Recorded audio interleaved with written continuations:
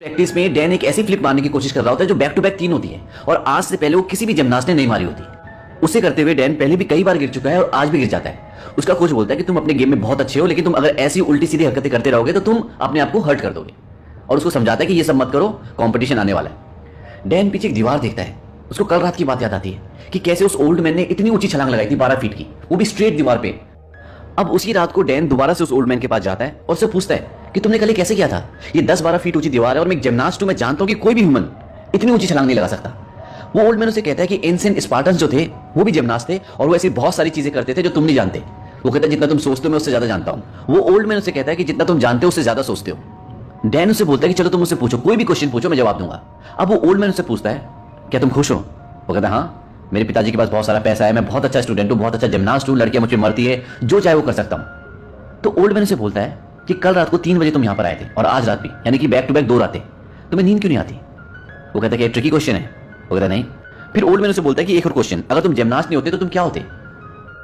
इस क्वेश्चन से मिलमैन को थोड़ा सा अजीब लगता है। वो कहता है कि क्या फालतू क्वेश्चन है, क्योंकि उसने कभी सोचा ही नहीं होता है। दरअसल वो हल्का सा अंदर उसके एक सेंस ऑफ फियर आ गया था और वो वहां से चला जाता है। अगले दिन जब वो सो रहा होता है तो दोबारा वो ओल्ड आदमी उसके सपनों में आता है और एकदम से उठ जाता है और फिर दोबारा से वो गैस स्टेशन पे जाता है। फिर उसे कुछ बातें करता है, कहता है कि अच्छा तुम इतने टैलेंटेड हो तो गैस स्टेशन पे काम क्यों करते हो? वो ओल्ड आदमी उससे कहता है कि एक सर्विस स्टेशन है और हम दूसरों को सर्विस प्रोवाइड करते हैं, नो हायर पर्पस। वो कहता है पंपिंग अ गैस। वो ओल्ड आदमी कहता है कि सर्विस टू अदर्स। तभी वहां पर एक लड़की आती है जो खाने के लिए कुछ सामान लेके आती है, डैन मिलमैन के लिए और उस ओल्ड मैन के लिए। इस लड़की का नाम जॉय है और आगे चल के डैन की इससे शादी भी होती है रियल लाइफ में। अब वो खाना रख के चली जाती है, डैन और वो ओल्ड मैन दोनों खाना शुरू करते हैं। अब डैन बहुत जल्दी खा रहे होते हैं, तब वो ओल्ड मैन उसे बोलता है कि आराम से खाओ, एटलीस्ट फील करो, टेस्ट को फील करो। डैन उसे बोलता है कि खाने का एक रूल होता है कि कभी किसी को डिस्टर्ब नहीं करते और मुझे यकीन है कि तुम्हारे ऐसी फालतू के बहुत सारे रूल्स होंगे। वो ओल्ड मैन उसे बोलता है कि मेरे कोई रूल्स नहीं है, बस मैंने अपनी जिंदगी के अनुभव से, एक्सपीरियंस से सीखा है। ओल्ड मैन उसे बोलता है कि तुम एक बात तो मानते हो ना कि जो तुम खाते हो, जो तुम एक्सरसाइज करते हो, वो तुम्हारी स्ट्रेंथ को डिसाइड करता है। डैन बोलता है कि हाँ। तो स्क्वाट पोजीशन में आता है ओल्ड मैन और बोलता है कि तुम ऐसे कितनी देर तक खड़े रह सकते हो? वो कहता है तुम बताओ। कहता है कि 5 मिनट। अब डैन उस स्क्वाट पोजीशन में खड़ा हो गया और वो ओल्ड मैन बाहर चला जाता है, अपने काम में बिजी हो जाता है। अब 2 मिनट 3 मिनट के बाद बार बार डैन उससे टाइम पूछता है कि कितना टाइम हो गया, कितना टाइम रह गया, लेकिन ओल्ड मैन उसे कोई जवाब नहीं देता और कुछ देर के बाद डैन गिर जाता है। अब डैन वहां से जाने लगता है। ओल्ड मैन उसे बोलता है हर कोई तुम्हें यह बताना चाहता है कि तुम्हें क्या करना है और तुम्हारे लिए क्या अच्छा है। लोग तुम्हें तुम्हारे सवालों के जवाब नहीं ढूंढने देते, बल्कि वो ये चाहते हैं कि तुम उन पर विश्वास करो। डैन बोलता है कि मुझे लगता है तुम भी यही चाहते हो। ओल्ड मैन बोलता है मैं चाहता हूं कि तुम बाहरी दुनिया से ना सीखकर अपने आप से अपने अंदर की आवाज को सुनकर सीखो। डैन बोलता है तुम क्या कोई सत्संग चलाते हो? ओल्ड मैन बोलता है लोगों के जो अंदर होता है लोग उससे डरते हैं। तुम रात को क्यों नहीं सो पाते? शायद इसलिए कि उस वक्त तुम अकेले होते हो, तुम्हारे चारों तरफ कोई नहीं होता। ओल्ड मैन उसे बोलता है कि मैं तुम्हें ट्रेन करूंगा और तुम्हें एक ऐसा वॉरियर बनाऊंगा जो अपनी बॉडी और माइंड को अपने कंट्रोल में रखकर ऐसे यूज करेगा जैसा पहले किसी ने नहीं किया होगा। इसके बाद डैन वहां से चला जाता है। वो अगले दिन जिम्नास्टिक की प्रैक्टिस के लिए पहुंचता है। वहां पर उसी का एक फ्रेंड होता है जो गिर जाता है और उसकी कलाई की हड्डी टूट जाती है और अब वो गेम्स में क्वालिफाई नहीं कर सकता। इस बात से सब परेशान होते हैं क्योंकि जिस बार वो जिम्नास्टिक करता है वो सिर्फ वही करता है और वो अपनी आर्ट में बहुत अच्छा होता है। अब रात को डैन दोबारा ओल्ड मैन के पास जाता है। ओल्ड मैन ने गाड़ी ठीक कर रहा होता है और डैन से नट बोल्ट खोलने की चाबी मांगता है। वो चाबी उसकी तरफ फेंकता है और वो ओल्ड मैन बिना चाबी की तरफ देखे उसे पकड़ लेता है। डैन ये देखकर हैरान हो जाता है। ओल्ड मैन एक और चाबी उससे मांगता है। डैन इस बार जानबूझकर उसे और भी साइड फेंकता है ताकि वो ना पकड़ पाए, लेकिन इस बार भी ओल्ड मैन उसे पकड़ लेता है। अब वो अपना काम खत्म करके चाबी डैन की तरफ वापस फेंकता है आराम से, पर डैन उसे नहीं पकड़ पाता। अब वो ओल्ड मैन डैन के पास आता है और उसके गाल पर हल्का सा थप्पड़ मारता है और बोलता है कि तुम मुझे मारो, मैं तुम्हें 10 बक्स दूंगा। डैन बोलता है तुम बूढ़े हो, मैं ऐसा नहीं कर सकता, लेकिन ओल्ड मैन उसे थप्पड़ मारता रहता है। डैन को गुस्सा आ जाता है और वो भी उसे पंच मारता है, पर इससे पहले कि डैन का हाथ ओल्ड मैन तक पहुंचता डैन जमीन पर नीचे गिरा होता है। उसे कुछ समझ नहीं आता कि क्या हुआ। ओल्ड मैन उसे बोलता है कि तुमने देखा शक्ति का सही इस्तेमाल करना कितना इफेक्टिव होता है, यही ट्रेनिंग है। जिंदगी भी इसी तरह से जीने का नाम है, अपनी शक्ति को सही जगह और सही समय पे यूज करने का ज्ञान। ओल्ड मैन उसे बोलता है कि तुम्हारे दिमाग में जो कचरा भरा हुआ है उसे निकाल दो, यही ट्रेनिंग का पहला पार्ट है। डैन बोलता है कि ये कैसे करूं? ओल्ड मैन बोलता है कि कल तुम मुझे कैंपस में मिलना। अगले दिन डैन आता है पर वो थोड़ा सा लेट हो जाता है और वो आते उसे कई बातें बोलने लगता है कि मैं इन कारणों से लेट हो गया। वो ब्रिज पर खड़ा होता है। ओल्ड मैन कुछ नहीं बोलता, उसे उठाकर ब्रिज से नीचे पानी में फेंक देता है। डैन बहुत गुस्सा हो जाता है और ऊपर आता है और उस पर चिल्लाने लगता है कि तुमने मुझे पानी में क्यों फेंका? ओल्ड मैन कहता है कि जब मैंने तुम्हें पानी में फेंका तब तुम क्या सोच रहे थे? वो बोलता है पता नहीं। ओल्ड मैन कहता है कि जब मैंने तुम्हें पानी में धक्का दिया तब तुम्हारे दिमाग में कुछ नहीं चल रहा था, तुम 100% प्रेजेंट में थे। डैन को कुछ समझ में नहीं आता। वो बोलता है कि हम यहाँ कोई मार्शल आर्ट के मूव सीखने के लिए आए। ओल्ड मैन बोलता है कि तुम्हारे माइंड में फिर दोबारा से थॉट्स आना शुरू हो गए, तुम प्रेजेंट में नहीं हो। वो उसे ट्रिक समझाता है कि प्रेजेंट में कैसे रहा जाता है और डैन को समझ में आ जाता है।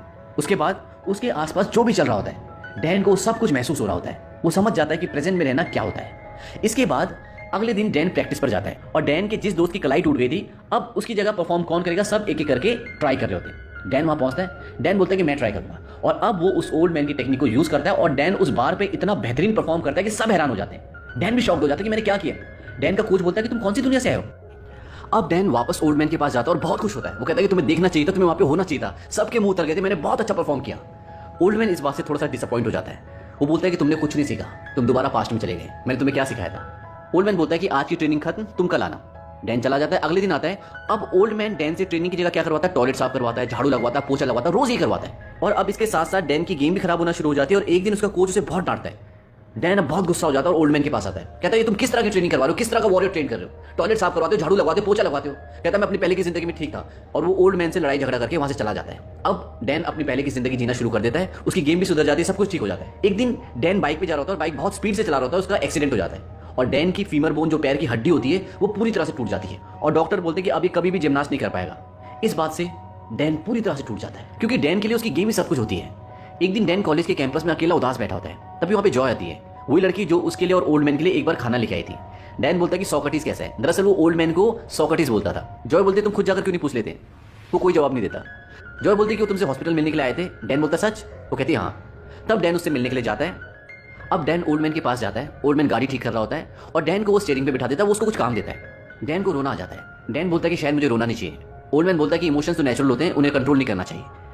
डैन बोलता है कि मैं जिस काम के लिए पैदा हुआ था, जो मैं करना चाहता था जिंदगी में, अब मैं वो नहीं कर पाऊंगा, तो मैं क्या करूं। ओल्ड मैन बोलता है कि जिंदगी में हर एक चीज का पर्पस होता है और इसका भी कोई पर्पस होगा, लेकिन ये तुम्हारे ऊपर है कि तुम उसे ढूंढ पाते हो कि नहीं। ओल्ड मैन उसे बोलता है कि अब मैं तुम्हारी ट्रेनिंग दूसरे तरीके से करवाऊंगा, तुम्हें तुम्हारे अंदर से खुद आंसर ढूंढने पड़ेंगे। वो उसे गाड़ी दिखाता है, गाड़ी के पास ले जाता है, उसे बोलता है कि तुम यहाँ पर बैठ जाओ और तब तक बैठे रहो जब तक तुम्हें तुम्हारे आंसर नहीं मिल जाते तुम्हारे अंदर से, और जो भी तुम्हारे अंदर से तुम्हें आंसर्स मिलेंगे तुम उसे मुझे बताओगे। और ये कह के ओल्ड मैन वहां से चला जाता है। अब डैन के अंदर से जो भी जवाब मिलते हैं बार बार आके उस ओल्ड मैन को बताता है, लेकिन वो सेटिस्फाइड नहीं होता, क्योंकि जो आंसर वो चाहता था वो उसको नहीं मिल रहा था। एक बार डैन उसे ये भी बताता है कि जिस इंसान को प्यार करना सबसे ज्यादा मुश्किल होता है, उसे प्यार की सबसे ज्यादा जरूरत होती है, लेकिन ये आंसर भी ओल्ड मैन को सेटिस्फाइड नहीं कर पाता। इसके बाद एक दिन मॉर्निंग में डैन वहां पे बैठा होता है, एक लड़का और लड़की आते हैं, उन्हें ध्यान से देखता है और उसे लगता है कि हर एक पल जिंदगी में खास होता है। और वो ओल्ड मैन के पास जाता है। डैन बोलता है कि इस दुनिया में कोई भी साधारण पल नहीं होते, हर एक पल खास होता है। इस बात से ओल्ड मैन इंप्रेस हो जाता है और ये वही आंसर था जो ओल्ड मैन डैन से चाहता था। इसके बाद ओल्ड मैन और डैन एक रेस्टोरेंट में जाते हैं। वहां पर ओल्ड मैन सिगार पीता है, दारू पीता है, वो सब कुछ करता है जिसके लिए उसने डैन को मना किया होता है। ये सब देखकर डैन बड़ा हैरान हो जाता है। ओल्ड मैन बोलता है कि हैबिट इज द प्रॉब्लम, किसी भी चीज की लत लगाना, उसकी आदत पाल लेना, ये प्रॉब्लम है। वंस इन अ वाइल कर सकते हैं। उसके बाद वहां से वो ड्रंक होकर निकलते हैं। रास्ते में उन्हें 3 चोर मिलते हैं और वो उनसे उनकी वॉलेट मांगते हैं। ओल्ड मैन उसे वॉलेट दे देता है। डैन को लगता है कि ये तो बहुत पावरफुल है, अब ये इन्हें मारेगा, लेकिन ओल्ड मैन ऐसा कुछ नहीं करता। वो दोनों अपने वॉलेट दे देते हैं और वो तीनों वहां से जाने लगते हैं। तभी ओल्ड मैन उन्हें रोकता है, उन्हें बोलता है कि तुम हमारी घड़ियां लेना भूल गए। तो वापस आते कहता है हाँ घड़ियां। वो कहता है मेरे पास तो नहीं, लेकिन डैन की घड़ी बहुत अच्छी है।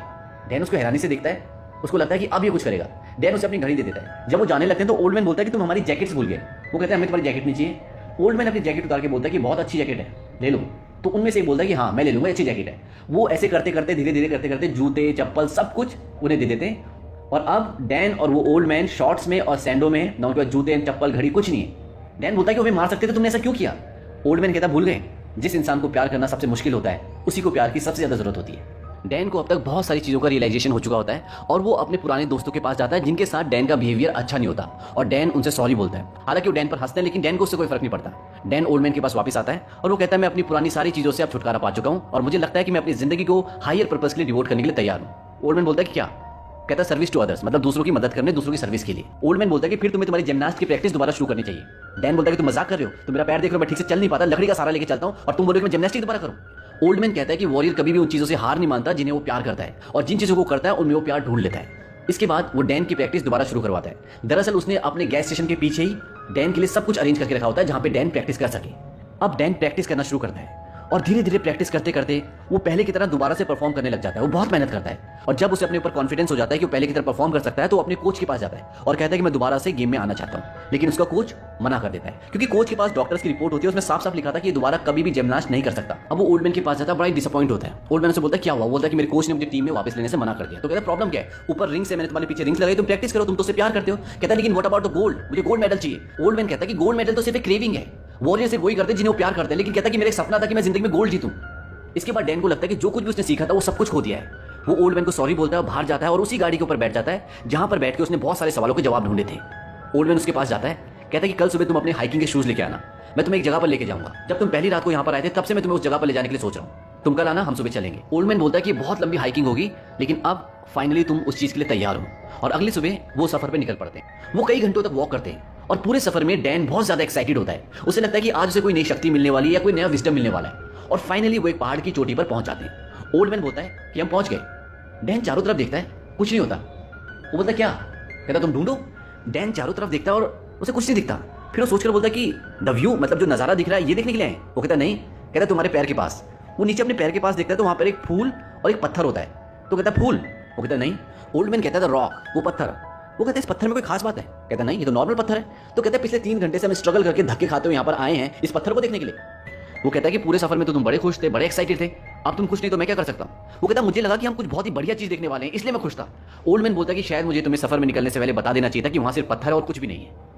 ओल्ड मैन उस पत्थर को उठाता है, डैन के हाथ में रखता है और कहता है कि सॉरी अब तुम खुश नहीं हो, और ये कहते हुए आगे निकल जाता है। डैन उस पत्थर को देखता है और कहता है the journey is important not the destination.